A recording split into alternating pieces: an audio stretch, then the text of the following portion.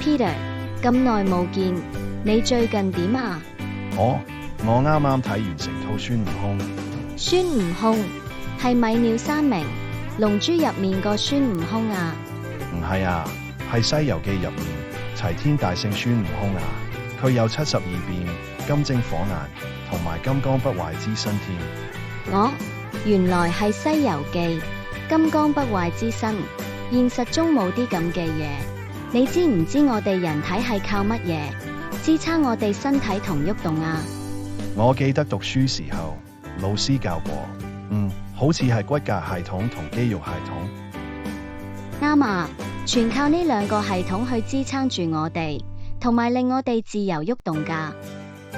嚟緊我哋教會有個健康講座，請咗張嘉文營養師嚟主講，題目係不倒之身，壯骨養肌。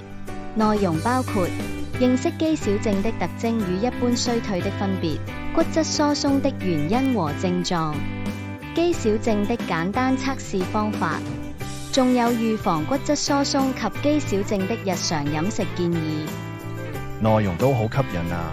咁幾時舉行同喺邊度啊？日期係2025年6月28日，星期六，時間係下午2點30分至4點30分，地點係基督教宣道會清怡堂。咁我要叫埋注重健康嘅朋友們，快啲一齊嚟報名先得啦！報名方法都好簡單，可以透過網上報名、親臨教會或致電教會，而且費用全免，歡迎你叫埋朋友一齊嚟。